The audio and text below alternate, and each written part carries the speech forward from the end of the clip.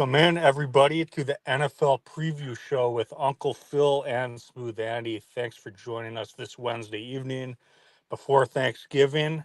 Hope you're doing well. Hope you're with your family. Uncle Phil, Smooth Andy, how are you guys doing tonight? Good, absolutely. I am excited about this. This is typically one of my favorite weekends of the year. It's just obviously a great holiday season, but I love the games on Thanksgiving. I usually do really well. We usually have a big day on Thanksgiving. Those picks will all be free from me on Twitter. It's just a way to give back to the community who's been so good to me. So free picks tomorrow on Thanksgiving. I expect it to be a blast. Excited about NFL football for this weekend. Week 13, Smooth Andy, smoking or just savoring every little bit of the juice left in the NFL season, man. Hard to believe that this season has gone by so quick. College football, last full weekend of it this year, but the NFL still in the giving spirit. 6 more weeks of NFL football starting with this weekend. Yep, we are. I try not to think about it.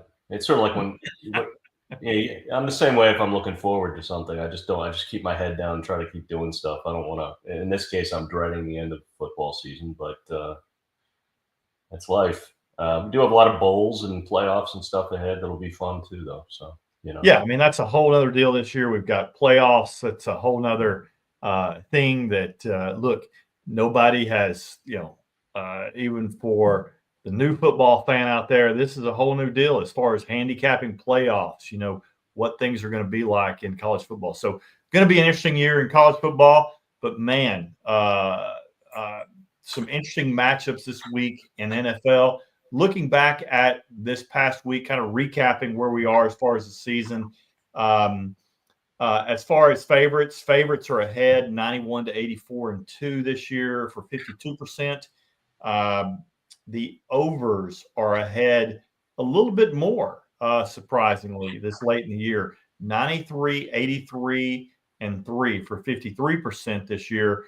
As far as weeks go, favorites have covered 7 out of the 12 weeks. There's been 3 where the underdogs have covered, and 2 that have been even, where it's tied. And then the totals. Overs have covered slightly more, 6 weeks to 5 weeks to 1. I blame that a little bit on the weather. I'm your local meteorologist here for our show, and I'm watching the weather. We just had really good weather last week. Overs just really crushed last week. Overs went 10-3 last week, but we just didn't really have any weather. That is about to change this week. We're going to have a little bit of weather, not as much as the Cleveland game led us into, but potentially. There's snow in the forecast with some games. Looking forward to it. Should be a good time, man. Any final thoughts before we get into it? No, not for me. I'm ready. Man, let's jump into it. I can't wait for it. Thanksgiving Day, let's get into it. Okay, 12:30 game on Thanksgiving Day is Chicago 4-7 at Detroit 10-1. Chicago coming off a loss to Minnesota 30-27, and Detroit coming off a win over Indianapolis 24-6. Yeah, I've got this game. My guess is Detroit 10.5, and I've got a total of 49. Okay, you said 49 and the total opened 48.5. It's down to 47.5. You said minus 10.5 Detroit. I said minus 9 Detroit. It opened 10. It's down to 9.5. Interesting. Lines going down. And you said 47.5 for a total? Yep. Okay. All right. So 9.5 and 47.5. All right. Now, that's good to know. Look, will be a really interesting game. I guess I kind of understand it. Surprisingly, Detroit is 0-7 on Thanksgiving Day. How can that be? I know. Wait, haven't they been playing on Thanksgiving for like 30 years? How is it only 0-7? Yeah, I Their guess last 7, I guess. their last seven. There's always Dallas and Detroit play on Thanksgiving. Growing Sure. up. Last 7, they're 0-7. So interesting enough, I think last year they got surprised by Green Bay on this. I could understand a little bit on Chicago last year. Jared Goff faced cover 3, but it quite didn't face it like Chicago plays it. And last year, Jared Goff against Chicago's cover 3 was abysmal. 2 TDs, 5 interceptions. Just not a very good experience playing the Bears tomorrow. We'll see if he's learned from it. I've got some thoughts on that. Very interesting. Chicago, Caleb Williams is certainly playing a lot better under Thomas Brown since he's been elevated. I know there's a little bit of a bounce back coach. Every coach has tendencies. We'll see how long that takes the NFL to kind of catch on to that. Some injuries themselves.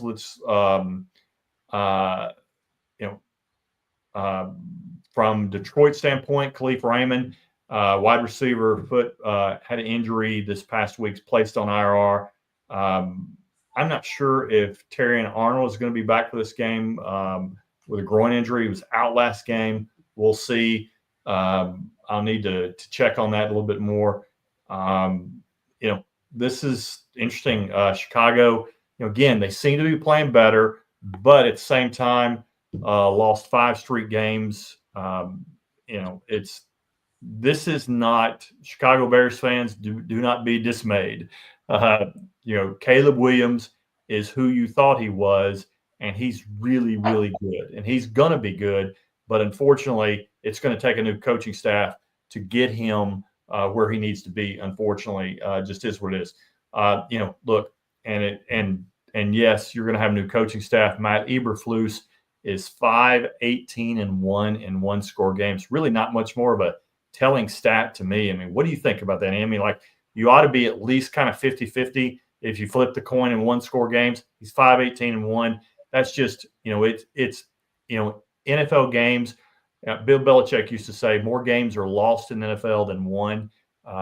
When you see coaching decisions, what's happened, blocked field goals for Chicago, repeated in consecutive games, you're like, that's coaching and something's happening there. What are your thoughts on that? I have trouble wrapping my head around stats like that. It can be just an anomaly. I think you're right, though. I think in general, like a coach who's not very good at handling the clock, like Andy Reid used to not be back in the day, and just making bad decisions late when it's crunch time, and just should go for it on 4th down and you don't, or whatever. I think I can catch up with some guys, but I think that stat is probably got a lot of just. Some of it is probably real and some of it is probably fake, is what I'm saying. Flipping a coin and getting heads 10 times in a row or something, it's possible, but it's not repeatable. So yeah, so I'll say that.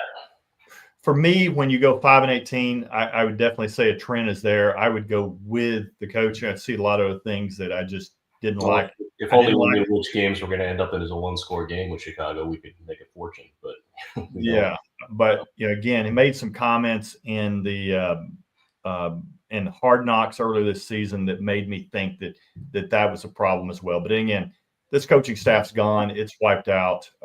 It's unfortunate. It is Detroit lost 7 straight Thanksgiving Day games, not obviously all the ones as they play every year. But to Chicago or Detroit, Detroit. 6 wins on the road this season, 9 straight wins. Last 3 games, Detroit's outscored their opponents 53-0 in the second half. Really, they have been just dominant. I think that they're a good team. It's interesting that the line's going down. I kind of understand why, but it is interesting that there's some Bears money play, especially on the road on Thanksgiving Day. But any final thoughts on this game before we move on? No, I think that's good enough.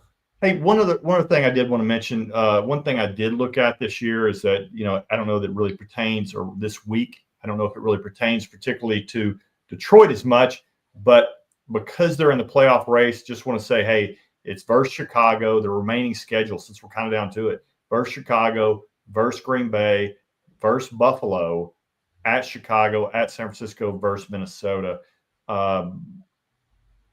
Seem to be two matchups against Chicago. The Buffalo one is the one that stands out at San Francisco. San Francisco may get back healthy by then. Detroit has a lot to play for. And by that, what I mean is that Philadelphia has just run away with their division, right? There's nobody catching them. Washington's not going to catch them, certainly the way they're playing. Philadelphia is going to be the leaders of the NFC East, where they're really assured almost no worse than the second seed position. However, Detroit at 10-1 with some really interesting games coming up. Minnesota's at 9-2. If somehow Detroit stumbles and loses a game to Buffalo, and then at the end of the season, week 18, loses to Minnesota, Minnesota takes over the 1 seed, and Detroit all of a sudden becomes the 5 seed and is on the road outdoors the entire time after this miraculous season. Lots of drama left for Detroit. Smooth Andy, what do you think about that? Yeah, well, it's going to be a competitive race down the stretch. We'll have to see how it goes. I still think Detroit's better, but I've been downplaying Philadelphia this year all year. I'm starting to become a believer that they're really back. I mean, you just look at the record, they're back. But I thought it was smoke and mirrors early in the year, and they were just sort of getting by. But now they're starting to become dominant, and that's recognizable. So I guess we'll see. That'll be fun. We got them, and you got Buffalo and Kansas City and Pittsburgh, and a lot of teams that are sort of in the hunt in both conferences. Yeah, we'll talk about Pittsburgh in a little bit. I got some information about them. But all right, let's move on. Okay, next game is the 4:30 game on Thanksgiving. Giants 2-9 against Dallas, 4-7 at Dallas, 4-7. Giants lost to Tampa Bay 30-7, and Dallas beat Washington 34-26. What a wild game. Probably my worst beat of the entire year. Obviously, one of my best bets for the public. I had the under in that game, and it's 3-3 going at halftime. Total's 45. I literally have already put a check mark in my notebook. In the fourth quarter, the two teams combined to score 41 points. Probably score 4 touchdowns in the final 3 minutes and go over the total. Just smash things. Unbelievable. I couldn't believe it happened. I will try to get over that, but I will remember that forever. This one, just like Detroit, is in a dome. My guess on this one is Dallas 5.5, and I've got a total of 43.5. Okay, you're way high on the total. You said 43.5, open 37.5. It's still there. Okay. Not a lot of faith in Cooper Rush and whoever ends up playing for the Giants this week. And then you said Dallas 5.5. I said 3. It opened 3. It's 3.5 now. 3.5. Okay, interesting. Okay, look, the Giants are 0-6 against the spread in their last 6. Dallas, not much better. They're only 1-4 against the spread since their bye, and of course that was against last week against Washington. It is really kind of an odd thing. Injuries. The Giants placed pass rusher Azeez Ojulari because of his toe on IR this week. Tommy DeVito dealing with a forearm injury.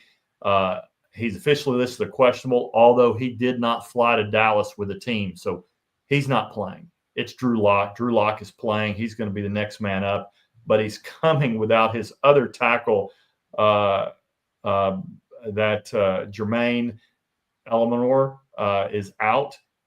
Dallas also got a little healthy in the fact that they've activated wide receiver Brandon Cooks ahead of Thursday game. So he's coming back from injury. So Dallas getting a little healthy, coming off of a big win from division rival Washington. Look, lots of things I could say, but the biggest thing I want to say is that the Giants GM Joe Shane should be fired today. You can't watch Saquon Barkley now, who leads the entire NFL in rushing yards ahead of Derrick Henry off that major night, that phenomenal night, this past week. And I think he got 255 yards. What are you doing? So again, and Dallas was really impressed. They were really impressive against Washington. The one thing that they did is that they stopped the run. And there is an old thing for defensive coordinators. It's stop the run, have some fun. And once you start the run, you can, as a defense, you can start being exotic with your blitzes and start teeing off on people. And that's what happened to Jaden Daniels. And it was kind of a mess. Although Washington pulled in, Dallas really beat them that game. I'm not surprised at this spread. Actually, I'm a little surprised Dallas is the side is a little lower than it is. But again, it's a divisional game against two really bad teams. Dallas just seems to be a smidge better. Giants look like they wanted to go home last week or go on vacation already. So any final thoughts on this game before we move on? Nope. All right. That about covers it. Okay. Yep. Next game is Miami 5-6 at Green Bay 8-3. Miami coming off the win over New England 34-15, and Green Bay coming off the win over San Francisco 38-10. Weather on this one, 24 degrees. So a colder game, our first game starting in the 20s. It's taken us to week 13 to get here, but here we are. 14% chance of snow showers could actually happen. Winds northwest out 7 miles per hour. But the snow and the cold is a factor, especially when it comes to the Dolphins. We'll get to that. My guess on this game is Green Bay -3, and I've got a total of 45. Okay, you said 45. It opened 47.5, and it's up to 48. You said -3. I said -6.5. I don't think I've really fully ingested Tua's effect on the team yet. Maybe it opened 3. It's still 3, so you nailed it, and I was way off, way high. Okay. All right. Be interesting. Look, Miami is 4-1 against the spread since Tua has come back. He's definitely made a difference to that team. Green Bay, on the other hand, is 1-4 in its last 5 against the spread since the bye. And but this is you can almost throw those out the window because again, this is a tough one for Miami. A team as far south as you could possibly get, going north, about one of the more northern destinations you could possibly get, going to the frozen tundra, to a career in cold weather games or in the NFL under 40 degrees is 0-4. It just hasn't done well at all. We'll have to see how this goes in this game. I think that this is I think it's a really interesting game in a lot of ways. Green Bay is going to be pounding the ball. Miami's defense has really stepped up, but can Miami can they continue that in the cold weather against Green Bay? It's going to be a tough game. What are your thoughts on this game? Yeah, I honestly don't know if Miami can cover this, or I don't think they will. I think this is just I don't know. You add the Thanksgiving part to it. Green Bay often team going north on a short week. It's tough. Yeah, and a team that plays on Thanksgiving almost every year in Green Bay. Here's something else for you. Injury report from Green Bay. Miami seems to be mostly healthy. Cornerback Jair Alexander out with a knee injury. Wide receiver Romeo Dobbs for Green Bay out with a concussion. And also linebacker Edgerrin Cooper, hamstring, out. Does that affect you, or you're like, no, still Southern team going north? I think if you have cluster injuries and things like that, I'm more interested in those than I am in just injuries. The Chiefs have managed with cluster injuries on the wide receivers, and the ones they have left are not terribly spectacular, but they're getting by, and they're 10-1. Some teams can handle it a lot better than others, depends on how good your depth is. But if your backup is an average player, then you're okay. If he's terrible, then you're screwed. And I don't really know the rosters well enough to be able to say for sure about Jair Alexander's replacement or anybody like that. But Miami's got injuries too, I'm sure. So it's just a question of if one of them has just got tons and Miami has none or something like that, then that would be a little different. But they go through this all the time, so I'm not terribly worried about it. Guys who do what do you call it?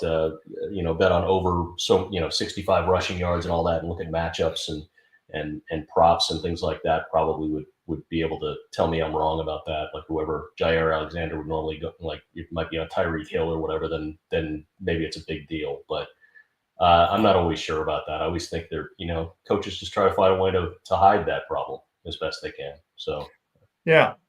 Well, look, turning toward, again, looking at Miami's schedule, again, they're 5-6, so they've literally got to get to 10 wins. I mean, I'm not sure that will assure them a playoff, but they need to. 6 games remaining. Count the number of wins here as we go. I'll go slow. Green Bay, at Green Bay.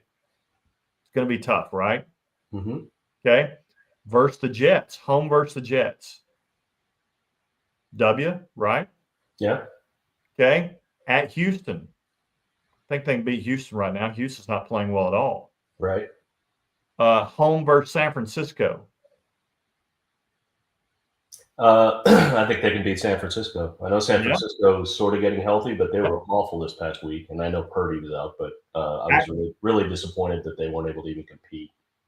At Cleveland, these are 2 northern games, final games at Cleveland, at the Jets, week 17-18. Okay, Jets should, if they don't sweep the Jets, then they don't deserve to make the playoffs. 100%. Cleveland with Jameis, they've been playing better. They're sort of one of those teams that has made my radar for sneaky underdog kind of play after the way that everybody had been betting against them with Deshaun, and now Jameis seemed to make them relevant again. So I think it all comes down to weather with Cleveland. If that's a decent game, like unusually warm, like 45 degrees in Cleveland, I think they win. If it's cold and windy and it's 20 or 14 degrees and it's snowing, I think Cleveland has the advantage. I think it's all a weather game. But I think that's a very winnable schedule to get to 10 wins there. I think Miami's got a really good shot at it. So I thought that would be interesting to bring that up because, again, if they can somehow figure out a way to beat Green Bay here to this game, they're going to the playoffs. I think they've got a very winnable schedule. Well, they didn't go 5-6 for nothing, though. I'm sure that all those 6 losses weren't against playoff teams. They probably a lot of those games, Tua was out, right? I mean, sure, that's a big difference. They're certainly playing from behind with that. I mean, I kind of get your point if it were about Cincinnati with Joe Burrow because he's played every single game. But Tua, in fairness to them, was out in that one. But I seem to recollect they weren't playing terribly well with Tua before. No, they weren't. That Buffalo game, when he was there part of the game, they were just getting waxed. Yeah. I mean, 100%. So your point's valid on that one. I see what you're saying. But I will cut them some break when they had Skylar Thompson at quarterback, barely beating New England.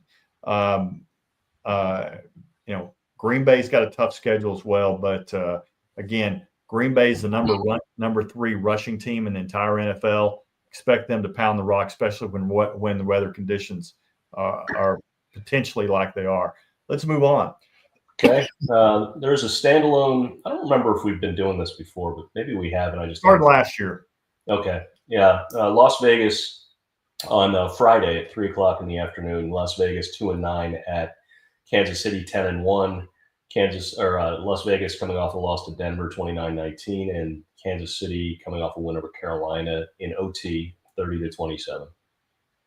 Yeah, this game here again, true. Again, getting in some weather. True Kansas City in November, December, 35 degrees, slight chance of snow, like 2%, and winds northwest out 6 miles per hour. So not really even winds, but going to be cold. For the guys from the desert to come out there. My guess is 12.5, and I've got a total at 43.5. Okay, the total, you said 43.5, open 42. It's up to 42.5. The point spread, you said 12.5. I said 10.5, but you were closer. It's 13. 13 and 42.5. Yep. And 42.5. Okay, interesting. Not really surprised. I mean, that's kind of about where I thought it would be. Look, Kansas City is just, they've got flaws, and they're a flawed team this year. You mentioned Andy Reid earlier about how he got so much grief in Philadelphia about mismanaging the clock. Funny how when you get Patrick Mahomes, a lot of your issues kind of go away. Yep. Anyway, even though Kansas City's got issues, their secondary's got issues. They can't cover anybody. I think they, allowed Bryce Taylor to throw for an ungodly amount against them. Almost lost to Carolina. Again, not a fluke. It keeps happening every game. And I don't think they're asleep anymore. I think they're actually trying. I just think that this is not as good of a Kansas City team as we're used to. But again, you still have Patrick Mahomes. You still have Chris Jones on defense. You still have Andy Reid. You still have a first-class organization. And something tells me they find a way to be there when it counts. We'll see how it goes. But again, offensive line is a problem for them. Patrick Mahomes against Carolina. Get this. Sacked 5 times, pressured 18 times against Carolina. Both were season highs for Kansas City. Carolina is a far inferior team to Kansas City, and who is bad at rushing the quarterback. The offensive line's a problem, and it has been. I mean, so we talked about it a little last week. They signed a former Cardinals offensive lineman, former Pro Bowl, who's been out for an Achilles tear. DJ Humphries, yeah. Yeah, so signed him. They're desperately trying to find. They know it's a problem. We'll see how it goes. I mean, but this is something that is concerning to me. I mean, I'm never concerned about Patrick, but I am starting getting concerned about this defense. Let me just share with you something.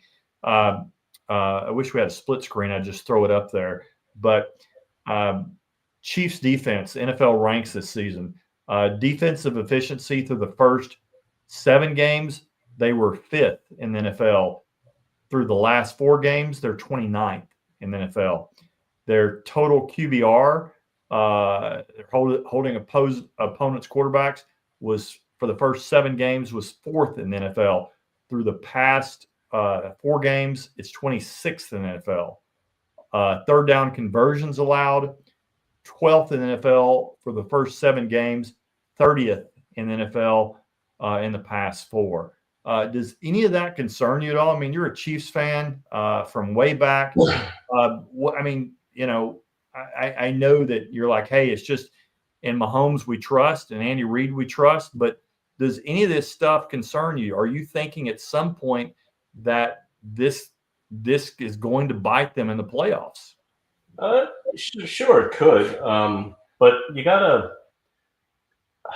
the stat that always comes up for me is with Spagnuolo.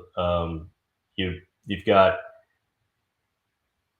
his regular season defense. They'll allow like 24 points a game or something, and then they go to the playoffs and they allow like 12. Right. I don't know how he does it, or if it's intentional. Like maybe he's holding back until the playoffs. A lot of like schemes that he's not showing right now. But they're 10-1. Say what you want about the defense being statistically worse, the offense obviously being statistically worse because last 2 or 3 years because they can't seem to keep a wide receiver healthy anymore. But if they had Hollywood Brown and Rashee Rice, I think they'd be a much better team right now. But they've lost both of them for the year. Yeah, so I'm not terribly worried. I mean, they're still 10-1. I mean, say what you want about all the underlying metrics. They're winning close games, but they're winning 10 out of 11. So for the moment, no, I'm not terribly worried about it. And even last year, they didn't get the home field advantage in the first round of the playoff, they didn't get the bye in the first round of the playoffs, and they still made it through and won. So, yeah, I mean, I'll panic when they, when Chris Jones looks old, and he doesn't yet. Kelsey obviously is looking a little old, but we'll see. But I'm not really worried. I don't mean to sound cocky or anything. I'm just saying, look, they've won 2 Super Bowls in a row. If they don't win this one, I'm not going to be like, not going to be one of, like an Alabama fan who feel like they deserve to win the championship every single year, and if they don't, it's a travesty or something like that. I'm thankful for what I've got, and I think they look like they have as much a chance as anybody to win the Super Bowl this year. So. Yeah, look, I think they get got this year in the playoffs. I don't think they make it to Super Bowl this year, but their remaining schedule is certainly very favorable for them to continue to have the number 1 seed, which is certainly very important. I'll read it off to you. Versus Las Vegas, looks like a win, right? At home versus Chargers, right?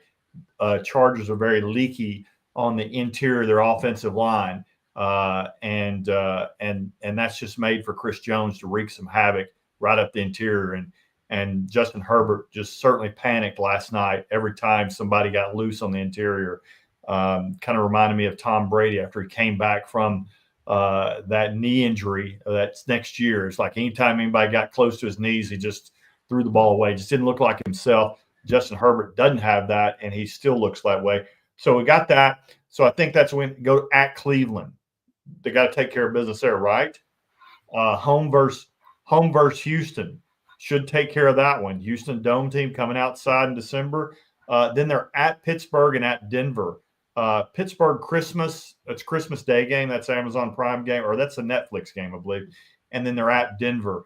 Denver doesn't worry me, although they did play them really close and came within a blocked field goal of doing it. I just kind of feel like Kansas City will get them, but Kansas City could be resting their starters at that point, because if Detroit ends up beating Buffalo and gives them their 3rd loss, Kansas City could sit that one out and could lose that one. But it could come down to Pittsburgh winning that one. But looks like Kansas City has a decent shot. I mean, they should be favored in all those games, or will be favored in all those games, and will probably win out. Your thoughts on anything of that? Well, they almost lost to Carolina this week, so all bets are off. I don't always like looking ahead at the schedule and assuming wins and losses. There's always, I mean, they had no business being in, Carolina being in the game this week, but they were.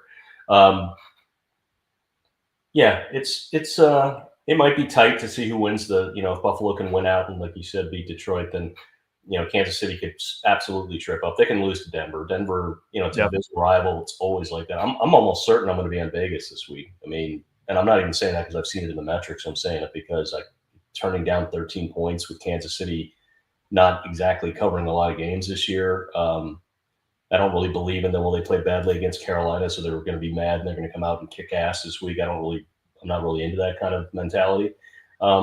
It's a division rival. They know each other really well. Give me the 13 points. I'm almost certain I'll be on them. I'm sure you will. Good luck with backing Aiden O'Connell. Yeah, I will most assure. I'm not saying I'll back Kansas City, but I will most assuredly not be with you. Okay. Yeah, no problem. I don't think he'll reprise his role of a winning quarterback of last year's Christmas Day game where they beat Kansas City. Then I just don't see it. Yeah, I mean, it's not. I didn't see it last year either. So, well, you don't need to win. You just need to cover. So there you go. Love the mentality. All right, let's move on. Okay, next game is the first game on Sunday, and it is Tennessee 3-8 at Washington 7-5. Tennessee coming off the win over Houston 32-27. Washington off the loss to Dallas 34-26. Okay. I am scrolling to make sure that I get on the same page with you. All right, Tennessee, Washington, 37 degrees, clear, northwest winds 9 miles an hour. I've got Washington favored by 6.5, and I've got a total of 43. Okay. Okay, 43 was your total. It opened 44. It's up to 44.5. You said Washington minus 6.5. It opened, or I said minus 7. It opened 6.5. It's down to 5.5, which is kind of surprising, but I guess maybe Tennessee turned a lot of people's heads last week. Yep. And you said it's 45? 44.5. 44.5. Thank you very much. Yeah, Will Levis is playing better. Should be an interesting game. Is Will Levis playing better, or did he just play better last week? No, he's playing better. Okay. Bryce Young has played better, has had his best 3 games of his career in consecutively. Yeah, I've noticed Levis, that. I just only noticed Will Levis playing well last week. Yeah, he's played well his past couple of games. He is quietly improved. It's really been about his past 3 games. He's improved. So I think he's earned another year in Tennessee the way he's been playing. If he continues to play that way, I think he'll again be the starting quarterback with Tennessee, because he's certainly done that. Washington, I think some of the issues could be injury related.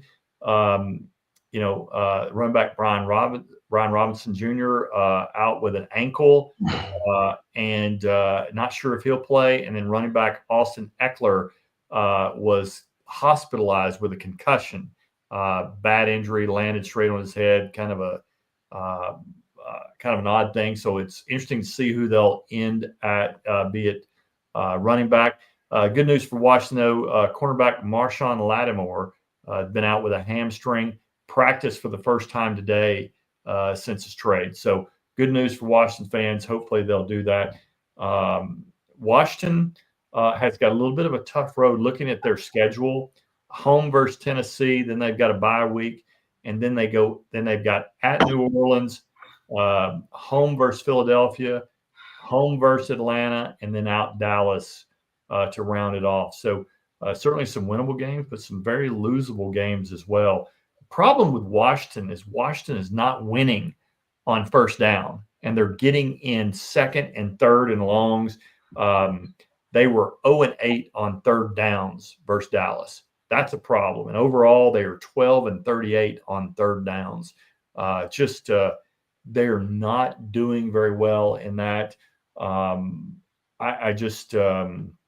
they got a rookie quarterback. They got one decent wide receiver. Running backs are shaky. It's play calling. It's play calling. The NFL has caught on to. It's just what happened with Cliff Kingsbury in Arizona the second half of the year. The NFL caught on.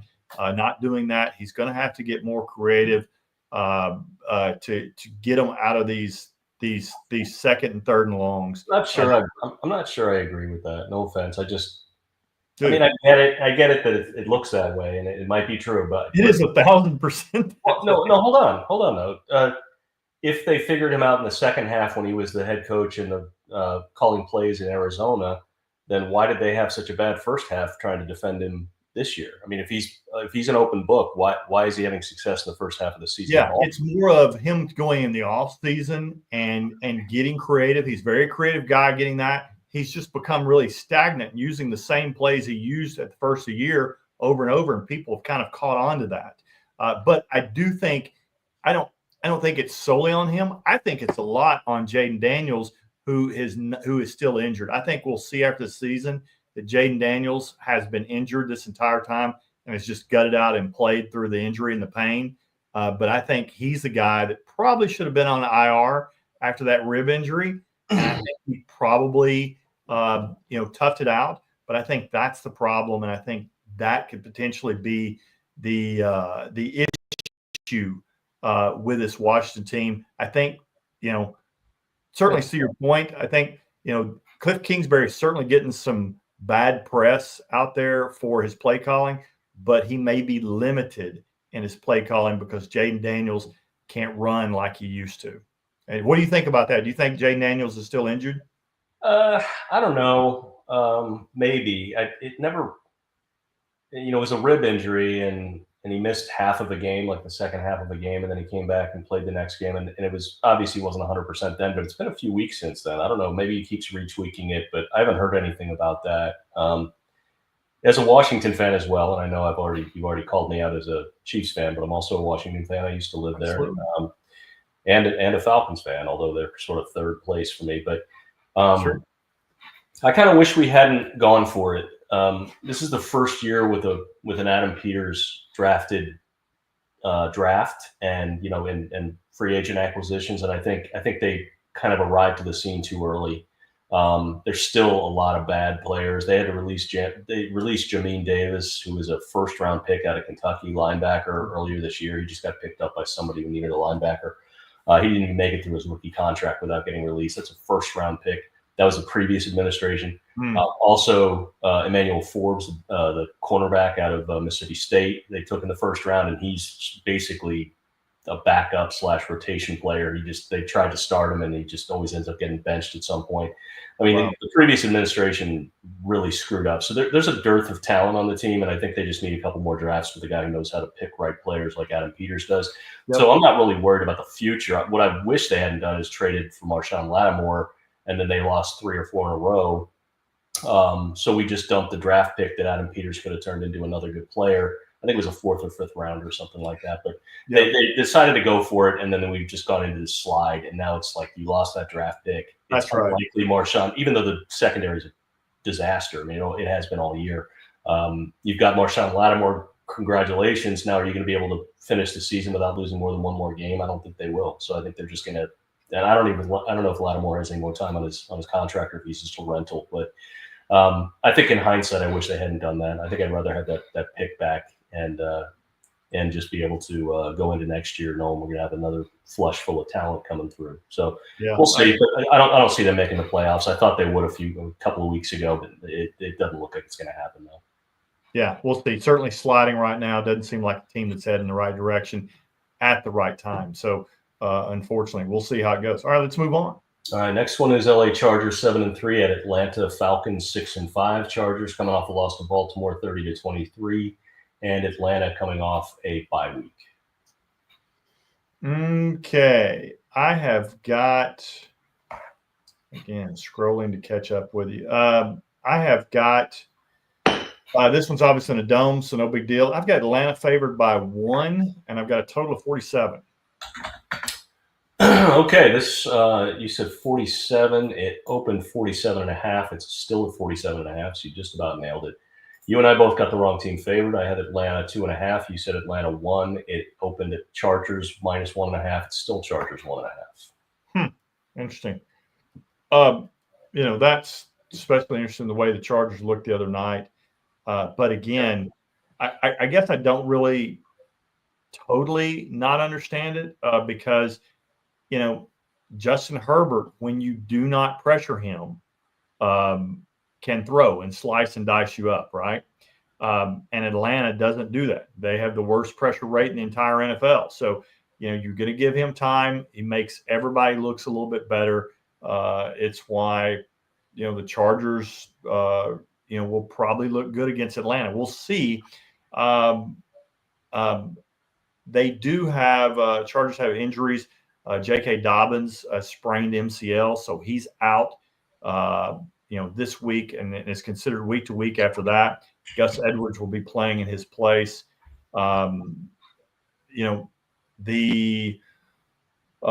problem with the Chargers, as well as the interior offensive line, is that, it just seems like they don't have anybody they can depend on other than Ladd McConkey at wide receiver. I mean, it is really Quentin Johnson's starting to come along, though, finally. What? Quentin Johnson's starting to come along. Oh, my God. He was horrendous. No, he was horrendous his first 2 years, I guess it was. Or was it? Yeah, it was 2 years because he was with TCU when they went to the championship game. But he's been good this year. I mean, and I'm saying that as a fantasy. Horrible this past game. Okay, true. But I'm saying as a fantasy football guy, he's had a good year. He's actually relevant. He's actually somebody you can have on a roster and actually expect to score enough to be worth the roster spot. So he's having a much better year. He's becoming more relevant for that team. Forget about last week. I'm just saying for the season, he's been pretty good. So I can't unsee what I just saw 3 nights ago. He dropped 3 passes that it was tied for the most drops of a wide receiver in any game this year. I mean, they were right there to him, and they were potential game changers for his team. We'll agree to disagree on that one. I think he's gone at the end of the season. I don't think he'll be a part of this team. I think they're just playing him because he has to be there for that. Look, the big thing for the Chargers is they're a little bit exposed, right? They are 6-0 against teams that are below 500. They're only 1-4 against teams that are 500 or better. That's the problem. I mean, Okay. it is. It's like, hey, they're good. Jim Harbaugh's done an amazing job at changing the culture of this team and doing a world's difference than what they did last year. Unfortunately, they are just like Washington. They're a draft and a free agency away from getting some holes that they need to fill. Again, that interior offensive line, some help. Another wide receiver. There's going to be some people on the market this year. I mean, look, Sauce Gardner could be on the market. Chris Olave could be on the market. You've got Stephon Diggs could be on the market. T. Higgins. Can you imagine T. Higgins there? T. Higgins would be a great Charger, right? I mean, He'd be a great weapon that they really could use. I mean, he's an impressive guy. The Bengals are just idiotic for not keeping him, not paying him. They're idiotic for not paying him. You can't pay 2 guys like. Well, they're not paying Jamar Chase either. They still haven't paid him. They should have paid him before the season started. I think they're going to pay him and let T go. I personally probably would do the opposite, just because I think you're going to get T cheaper, and he's maybe not as dynamic as Jamar Chase, but they're both good. Look, yeah, they're both really good, but I think T flies under the radar because Jamar's on the team. So you look at other teams, though. Look at other teams that are out there. They find ways. Look at, Eagles find a way to pay Jalen Hurts, pay Devontae Smith, pay A.J. Brown. I mean, you can do this. It's just the Cincinnati Bengals organization. They can do it. It's just the problem with their management. They're cheap. It's just like the Cardinals. It's a problem, and it's really unfortunate that they're like that. So, we'll see. But to their loss is going to be other teams' benefit, because whether it's Jamar Chase or T. Higgins that are out there, and could be both. Jamar Chase could just be pissed, But I know he and Joe Burrow are super good friends, so I doubt it's Jamar Chase. I bet Jamar Chase ends up staying and end up paying him. But I think it's the nature of things when you have somebody who's acknowledged by the media establishment as the superstar. You can't let him go, and you let the other guy go. But I'm not sure that's absolutely the right decision. But they could keep both of them, like you said. You just know how it is. You pay 2 guys who play the same position. Granted, they're multiple wide receiver positions. A ton of money, then you've got less money to spend on offensive line and defense and everything else. So it's all a big it's all a big gamble about how you want to allocate your assets. But well, Cincinnati doesn't really spend, so they don't really allocate anything except kind of screw over the Bengals fans. It's unfortunate, and screw over Joe Burrow. Again, advocate. Here Joe Burrow's a big fan of this show, so I advocate Joe Burrow. Please go seek a trade. So we'll move on. Okay. Next up is Pittsburgh 8-3 at Cincinnati 4-7. Pittsburgh coming off the loss to Cleveland 24-19. Cincinnati off a bye. Yeah, another game in the 20s, but really not anything to speak of. It's going to be clear. 29 degrees clear, northwest winds 8 miles an hour. I'm going to say Cincinnati's actually favored at home. I'm going to go 2.5, and I'll go 45 as a total. Okay. I said 45, open 46.5. It's up to 47.5. You got this one right with the right team favored. I just stared at 8-3 against Cincinnati. I say it says 4-7 here, but they can't have played 11 games, could they? Yeah, they are. They're 4-7. Okay. I don't understand why Cincinnati's. I mean, I know they're the home team, but Pittsburgh is with Russell Wilson, they've gone up another notch. I mean, I never thought I'd say that again ever, but yeah, I don't get it. So anyway, I said 2 for Pittsburgh. You said 2.5 Cincinnati, It opened 2.5. It's up to 3. Maybe the bye matters, but they've lost 7 games. I mean, how much hope do they have to win the playoffs? I'm not sure how motivated they're going to have to be. We've been saying for weeks now, Cincinnati's going to turn the corner. They got too much talent to do this, and they just keep losing. I don't get it. Let's look at their schedule. Cincinnati, obviously Pittsburgh's weak, but they've got at Dallas. That's certainly a game that they probably should be favored at and should win. They've got at Tennessee, another winnable game. They've got home versus Cleveland. That's a winnable game. I honestly, I'm sorry to interrupt. I don't care. They can't. They're not going to not lose another game all year. It's just not going to happen. I'm not saying they're not, but what I am saying is that they are by far the more desperate team.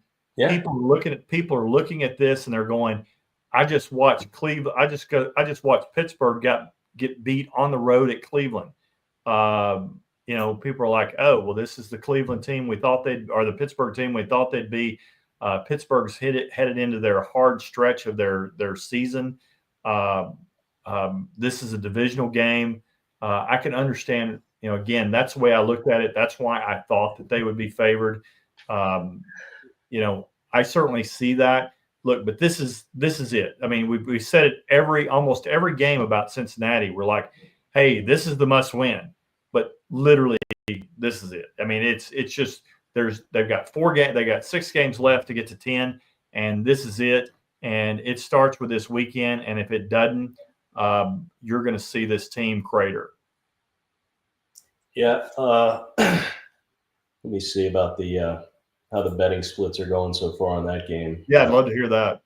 Are you doing that? Have you got it?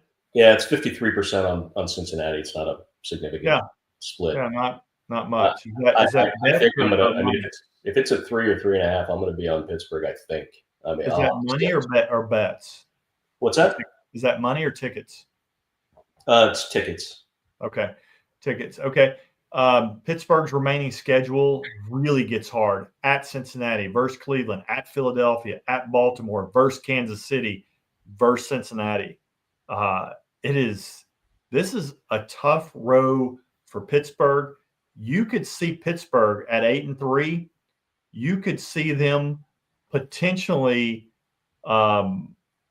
losing several games here. Mm-hmm. It's we keep saying it about Pittsburgh all year long. They've proved us wrong every this entire year, and they've been this team that's just been one of the surprise teams in the NFL, and certainly consistent. We'll see how they do down the stretch, but it's a tough stretch. We'll see. Pittsburgh's kind of this anomalous team, right? Pittsburgh 5-0 against teams above 500. They're the anti-Chargers. They're 5-0 against teams above 500, but they're only 3-3 against teams that are below 500. So I think that's where people are seeing maybe some value in Cincinnati, because they're like, hey, Pittsburgh seems to be playing down their competition, not playing really good against those teams, and seems to get up for the good teams. I don't know. We'll see. It should be a heck of a game. Yep. Okay, next one is still 1 o'clock. We've got 4 more 1 o'clock games. Indianapolis 5-7 at New England 3-9. Indianapolis coming off the loss to Detroit 24-6, and New England coming off the loss to Miami 34-15. Yeah, weather's 38 clear, west winds 8 miles an hour. I have got Indianapolis favored by 1, and I've got a total of 41. Okay, the total opened 42. You said 41, opened 42. It's up to 42.5. And the point spread, you said 1 for Indianapolis. I said 2. It opened 2.5, and it's still there. 2.5. Yeah, I mean, it sounds right. But, I mean, look, Anthony Richardson came back down to earth last week. I mean, he looked just horrendous. I didn't think Detroit played a good game at all. Mm-hmm. And they still won comfortably and easy. But Anthony Richardson looked like the same quarterback he looked like before. Just wasn't super impressed. But at the same time, I was equally unimpressed by Drake May. I thought he had his worst game of his entire season against Miami last week. They picked up some garbage TDs at the end, which helped me. It was my bonus play last week was to have the Miami New England over. I felt like that New England would help me out a little bit more, but they picked up some garbage TDs at the end to go over the total, which secured my bonus pick. But again, I felt like I escaped one. Just didn't feel like the Drake May played that well. You kind of worry about a rookie. At some point, they had this splash, and then all of a sudden they drop because people get film on them, and they kind of know their tendencies, and they don't end up playing well. Do you think that was an anomalous game by Drake May? We've been kind of high on him, and then all of a sudden this was a drop-off against a good Miami defense. You think it was just a situation with Miami, or do you think that maybe this is some tape with him? Like he said, he's been he's had 5 games where he's started, and he's 2-2-1 against the spread as well as straight up. Yeah, that's fine. They're only 3-9 as a team, so he's doing pretty well. He's a rookie. He's a rookie. Yeah. Same thing with Jaden Daniels. Same thing with all these other guys we're talking about. Caleb Williams. They're going to go out and lay an egg here and there, 3 or 4 times, maybe more. So no, I'm not really. But when I say I'm not worried, I don't mean he's a sure thing. He's going to work out great. I'm just saying he's got to work out some kinks all year. It's just the way it's going to be. So which games are going to be bad and which will be good? You can make a good amount of money if you can figure that out ahead of time. Yep. I look. I mean, two ugly teams in my opinion. I don't foresee putting my money on either one of these teams. Indianapolis didn't have a single first down in the third quarter of the game against the Lions. New England, for some inexplicable reason, Gerard Mayo, being a defensive guy, decided he would play man-to-man and not get out of it against New England. And they just are against Miami. And against those wide receivers, you played man-to-man, and they just wore him out. And I just don't understand why you would do that and how that would happen. Was a very forgettable game by Indianapolis. Very forgettable game by New England Patriots. That's an ugly game. I know that any game's a potential profitable game, but I don't see that game as something I'm interested in. Okay. Next game is Houston 7-5 at Jacksonville 2-9. Houston coming off the loss to Tennessee 32-27. Jacksonville coming off a bye. Yeah. Again, 60 degrees, clear, northwest winds, 9 miles an hour. Weather not a factor this one. I've got Houston favored by 2.5, and I got a total of 45 on this one. Is my guess. Yeah, I'm sorry. One more time. 45 is a total, and Houston minus 2.5. Okay, you said 45 on the total. It opened 43.5 up to 44.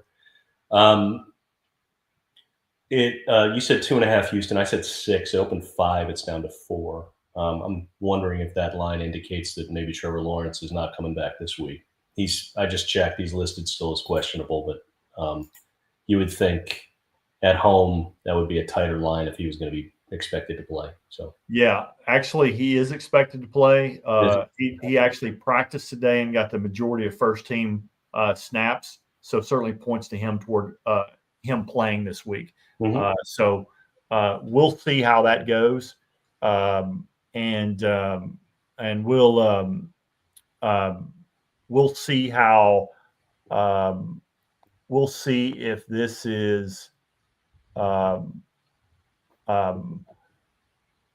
we'll see how this one actually turns out. It'll just be interesting to see. I feel like, but I mean, Houston is not impressing me at all. I mean, Houston's, it's like CJ Stroud, first 6 games, completion percentage, 68%, last 6 games, 57%. His TD to interceptions, probably one of the most telling, 10 TDs to 4 interceptions, first 6 games, 4 TDs to 5 interceptions, last 6 games, total QBR, 68 first 6 games, 35 the past 6 games. So just not a super impressive stat by him, and he's just not been playing well. I'm not sure if it's a sophomore slump or somebody that's just not, maybe teams have just kind of figured him out. I'm not sure. The other thing that was puzzling to me is that Houston last week ran Joe Mixon, and they ran him. He had 14 carries and only had 22 yards. Look, if Houston doesn't have a running game, then C.J. Stroud is toast. Yeah, I don't disagree. And they're playing a Jacksonville team where Doug Peterson's lost 14 of his last of his 17 games. Yeah, not a great game either. No, not a great game. There's plenty of good games this week, but these aren't them. Yeah, we just did two that weren't very good. That's right. Arizona 6-5 at Minnesota 9-2. Arizona coming off the loss to Seattle 16-6, and Minnesota coming off the win over Chicago 30-27 in overtime. It's a really interesting game to me. This one's in a dome, so obviously no weather. I've got Minnesota 5, and I've got a total of 45. Okay, 5 and 45. You said 45. It opened 45, and it's still 45. So congratulations on that. You said -5. I said -7 on many. Probably not being fair to Arizona because they've been playing okay. It opened 3.5. It's still 3.5. So I was way high, and you were a little high. Completely unfair by both of us. Well, I don't think so. I think 3.5 means neutral field. It's a half point, so it's a marginal difference. But Minnesota's been really good this year. Arizona 6-5. They're a possible playoff team, but probably not. I don't know. Minnesota, I think that they potentially are. Minnesota. I think Minnesota is. I'm saying Arizona. No, that's what I mean. I think Arizona is. Well, they better get to it. They can only afford to lose 1 or 2 more, and they're no, they can lose more than that. I mean, that division's terrible. I mean, they're literally. You're right. I forgot San Francisco's terrible. I mean, it's all jumbled up all the same. So I mean, they've got plenty of time to do that. And looking at their schedule, it's at Minnesota. Then they get Seattle at home. Seattle was in the cold. That was a different game. I bet you see a different one at home against Seattle. I bet they win that game in 2 weeks. Then they're home versus New England. They win that one. They're home. Well, they're at Carolina. I think they probably win that one. They're at the Rams. They beat them at home earlier in the season. Depends on where the Rams are right then, but it could be a loss right there. I kind of count that one. And then their last game of the year is home versus San Francisco.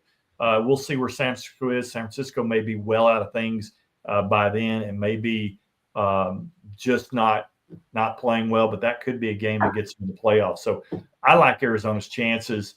Look, the problem Arizona had last game against Seattle is that Leonard Floyd, number 99 for Seattle defensive line, is just a wrecking ball. And he played an unbelievable game against Arizona.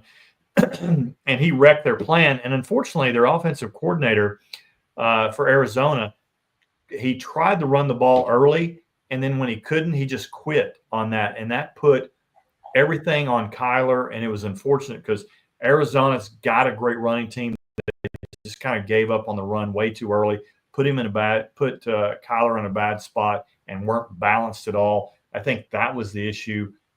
We'll see how it goes. Again, the big news with Minnesota, signed Daniel Jones, the practice squad. We'll see how that ended up going. I think Daniel Jones could surprise some people. I think he's a very good distributor of the ball, or can be in the right offense. Kevin O'Connell certainly worked his magic with Sam Darnold. We'll see what he does with Daniel Jones, if or when we see him anytime soon. But we'll see. Any final thoughts on that game? No, not really. Okay. I find interconference, or rather interdivision games, a little bit less enticing than the others. But yeah, understand. Okay, next one: Seattle 6-5 at the New York Jets 3-8. Seattle coming off a win over Arizona 16-6, and the Jets coming off a bye. Yeah, 37 degrees, clear, west winds 10 miles an hour again, so really no weather to speak of. I've got I've got Seattle -1, and I've got a total of 39. Okay, -1 and 39. Let's see. Total, you said 39, open 43. Right. It's down to 42. Okay. As for the spread, you said Seattle -1. I said Seattle -2.5. It opened pick'em, and it's down to Seattle -2 now. So we're both pretty much right about the right side on that one. Yep. I mean, look, the Jets, look, there's just not much we can continue to say about the Jets. Aaron Rodgers says one thing, does another, came in the season, said, hey, this is going to be all about football. And all he does is continue to go on Pat McAfee. And now he started something this past week, said whether he's going to retire or not. And if he, at the end of the season, he's already talking about that. I'm just like, man, just focus, do what you said you're going to do. You're part of the problem, and you're just creating more problems with this. Seattle, really interesting team to me right now. This is who we've been waiting on to see this entire year. You and I were, so high on their coach and expected big things to him, and kind of were disappointed that it just wasn't working out at first. But now it seems to be, this team seems to be, the offensive line doesn't seem to be as bad anymore. And they also, that defense is just getting after it. They look like, this looks like Baltimore's defense last year. They are flying around and they are causing problems with this. So we'll see how it does. I've certainly got some opinions this game. I will definitely be playing this game as well. Seattle, heavily pressured Kyler. 42% of his dropbacks were pressured, highest of Kyler's career, and the 5th time this season that Seattle has pressured a quarterback over 35%. Look, it's clearly a big part of their defense. What they did is they ended up playing a single high safety, put an extra man in the box, and just flat got after Kyler. Great defensive plan, and I think Seattle's interesting team. I think they're limited because of Geno at quarterback. I'm not sure that they'll make the playoffs, but I like where they're headed. Okay. Now we move on to the 4 o'clock slate. We got 3 games, 2 in the 4:05 window, and then the really good one at the 4:25 window. 4:05, we have Tampa Bay 5-6 at Carolina 3-8. Tampa coming off a win over the Giants 30-7. Carolina coming off the loss to Kansas City 30-27 in OT. Yeah, again, not much weather in Carolina to speak of. 45 degrees, clear, winds 8 miles an hour out of the northwest. My guess on this one, I've got Tampa favored by 5, and I've got a total of 46.5. Yeah, you said 46.5, open 47, down to 46.5. You said Tampa -5. I said Tampa -3.5. It opened -5.5, and it's up to -6. I'm a little surprised, actually. A 5-6 road team. I know Carolina's not any good, but they seem to be getting a little better. I'm really surprised because you flip that and it's 12 in Tampa Bay. That's a lot. A lot of points, especially for a very frisky Carolina team as of late. So I'm with you. Probably people watched the Tampa Bay game versus the Giants, saw chalked up the Carolina Kansas City game to anomaly, and then people love Baker. So probably where that's moving that money. What's the betting split on that right now? Because I'd love to hear that. Even. It's 52% on Carolina. There's a lot of even splits this week. It's disappointing. Interesting. Okay. All right. Interesting. We'll that's only one. That's only one thing. It's Don Best. I mean, there might be some bigger splits from elsewhere. Yeah. Before we move on, I want to give props to offensive coordinator Liam Cohen. He's doing a fantastic job for Tampa Bay. Really hadn't missed a beat. Really thought that when Dave Canales left to take that Carolina job, there'd be a drop off.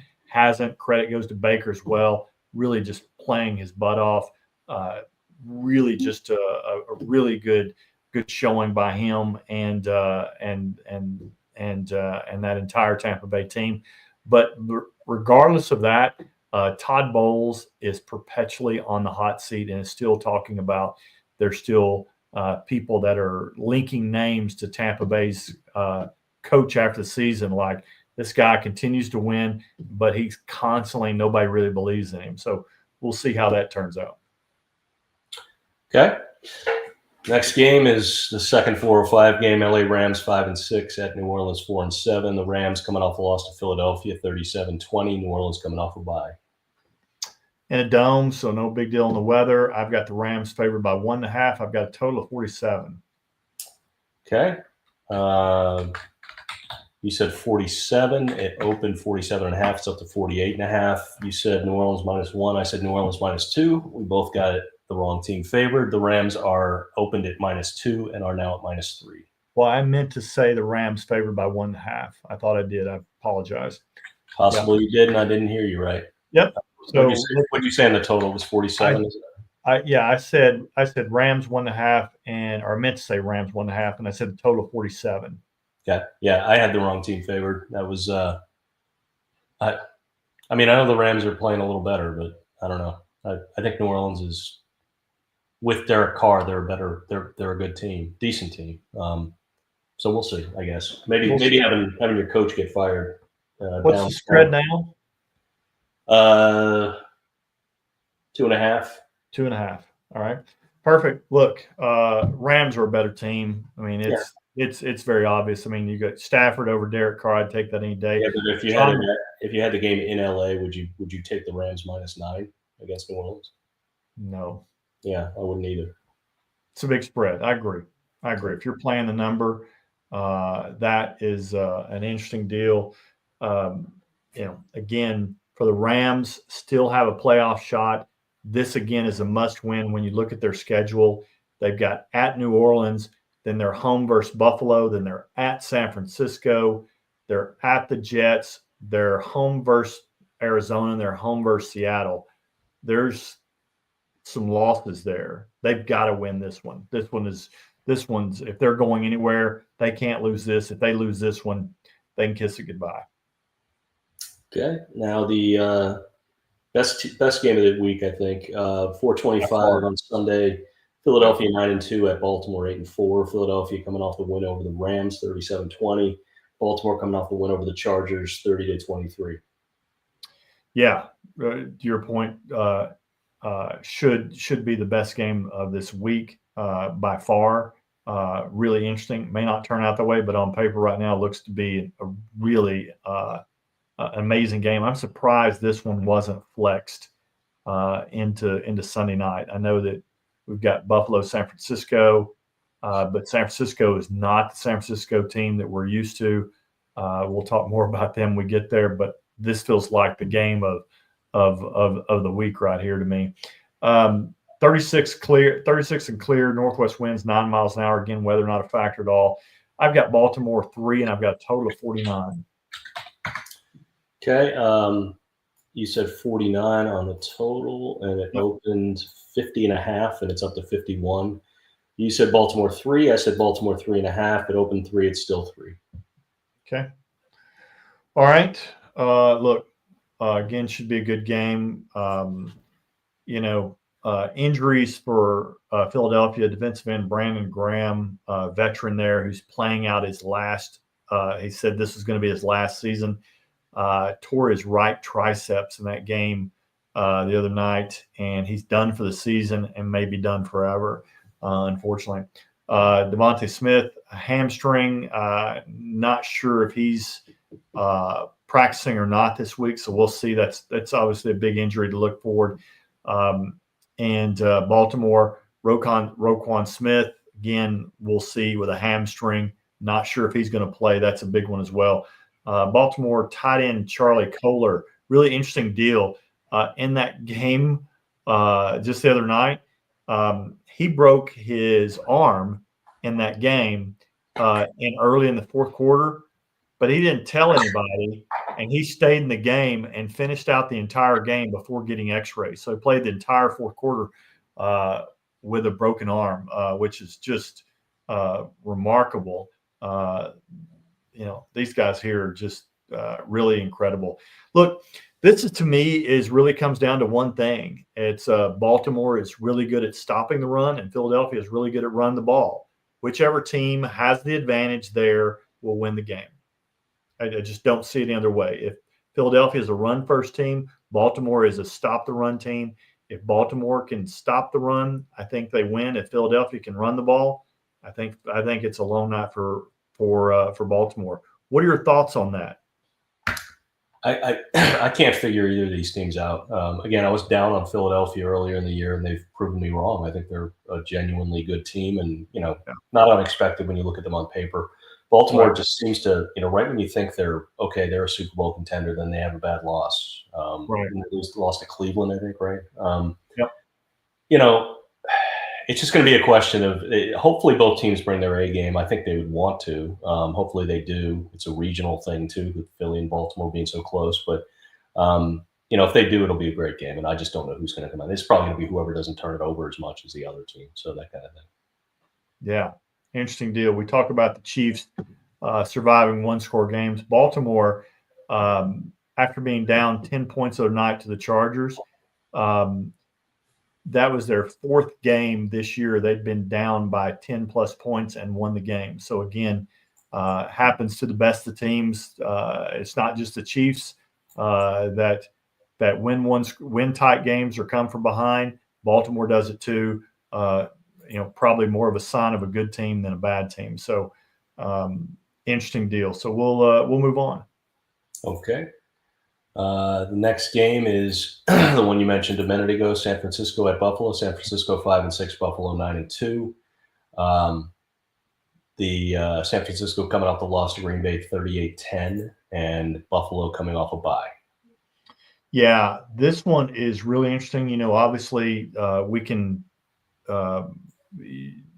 this forecast changes a lot, but 24 degrees just yesterday, when I looked at this, it was a 46% chance of snow showers. Now it's gone up to 78% of snow showers. So that'll make it even better.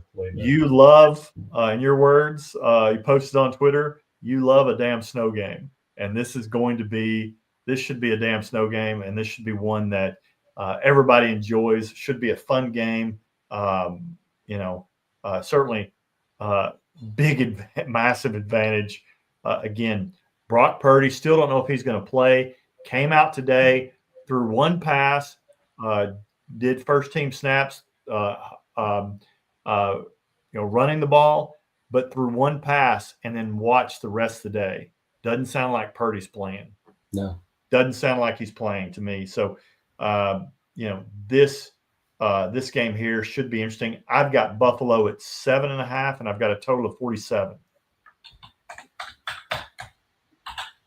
Okay, you said 47. It opened 46.5. It's down to 44.5. You said 7.5 for Buffalo. I said -10. It opened 7. It's still 7. So you're closer. I've really just lost. I mean, I had San Francisco against Green Bay last week, and hoping Brandon Allen could do something and get coached up, and they were just atrocious. So if you're right, and if Purdy's probably not playing, this probably should be closer to my number, but we'll see. I really try not to tip my hand on this show about what I'm playing and how much I like a game, but I agree. I think the line should be closer to your game, and if the variables hold true, I'll be hammering Buffalo. Yeah, me too. Okay. Especially also, Nick Bosa again did not practice today. So Chance Nick Bosa, teams score an average of one more touchdown when he's not on the field, and they have one less sack a game when he's not there as well. So Brock Purdy, Nick Bosa, bad sign for San Francisco. Sure. Buffalo's getting 86% of the bets, unsurprisingly. But the line hasn't moved, which is surprising. So we'll see. We'll see. Okay, last game is Monday night. Cleveland 3-8 at Denver 7-5. Cleveland coming off the win over Pittsburgh 24-19. Denver coming off a win over Las Vegas 29-19. I keep thinking Denver's not going to win. I just keep thinking that they still need another draft class, very similar, because again they're still paying so much for Russell Wilson that they don't have enough capital to get players right now, and so they're not playing with a full deck. Very similar to Washington, very similar to the Chargers. We kind of talked about that. need a free agency. They're going to get past some cap space this year. Still playing with a little bit next year that's going to hang over some dead cap. But again, they kind of feel like this team. You're like, oh, they're a good story, but they'll kind of fade at the end. Well, they keep winning. So it's a really interesting game to me. This game's, again, out in the elements, but no elements to be concerned about. 37 degrees, clear, winds northwest miles per hour, only 2 miles an hour. How is that for why don't you just go ahead and be calm? I mean, there's nothing there that really is going to make it. I love a weather game, and there's not one to be found except for Buffalo. That gives me solace. That'll be good enough. That'll be good enough. I've got Denver 5.5, and I've got a total of 39. Okay, you said 39. Open 40, it's up to 42. Denver, you said 5.5. I said 5. It opened 6. It's down to 5.5. So there we go. Yeah, right there on it, aren't we? Okay, look. Cleveland has allowed one stat that I think keeps sticking with me. Since week 8, Cleveland has allowed the second most yards per play in the NFL. Their defense, that was just their vaunted defense last year. I know it was like good at home, bad on the road. It's just been bad, whether it's home or on the road. Either way, it just kind of feels like that they're kind of playing out the string a little bit. Now, you do see Myles Garrett really step up, like he stepped up against the Pittsburgh game because it was prime time. It's like they have a different vibe when it's on prime time. This is a Monday night game. They know they're going to be on there. It's like they really flex, but when they're buried in a 1 o'clock or a 4 o'clock game, it seems like they don't show up. It'll be interesting to see if they show up this game right now. Bo Nix has just been unbelievable, playing himself into who would have thought it. He could potentially end up being Rookie of the Year this year, or Offensive Rookie of the Year. So we'll see how it goes. Any final thoughts on this game before we bring Matt back in? No, that one's not really all that thrilling for me, but we'll see. It's interesting. I think Cleveland can pull off the win there, but we'll see. Yeah. Agreed. Yeah, it should be an interesting game. Jameis has really turned them around. Who's that? Jameis has really been a breath of fresh air for them on offense. Yeah, at least gives them some hope, right? Yep. He dashes their hopes and gives hopes all at the same time. He's the gift that keeps on giving. Matt, I think we're done, man. Sounds good to me. Well, got some good football on tomorrow. Looking forward to your picks, Uncle Phil and Smooth. Anything before we take off? I've got I've done the metrics on the games tomorrow, and there's only one that sticks out, and it says Giants over Dallas, Giants with the points, and I'm not sure if I can pull the trigger. Tommy DeVito not starting is a good thing, but Chase Daniels is not a terribly big step forward, so I'm not sure what I'm going to do on that game yet, but I'll say something on Twitter. So yeah, I'll be playing every game tomorrow night or tomorrow. It'll be a fireworks show for me. We're going to have a good time, and we're going to win some money. We do every Thanksgiving. I don't intend on not winning money tomorrow. I intend on being thankful for Thanksgiving and thankful for the community and giving out some winners tomorrow. So please look at Uncle Phil's Locks tomorrow on Twitter because I will be posting there. So, guys, hey, thanks for tuning in. For Matt, who hosts the show and does so much for us, Smooth Andy, if you don't follow him, please do follow him at Smooth Andy 5 on Twitter. That's the only place you can find him. He hides everywhere else. I'm at Uncle Phil's Locks across the board. Guys, thanks for tuning in.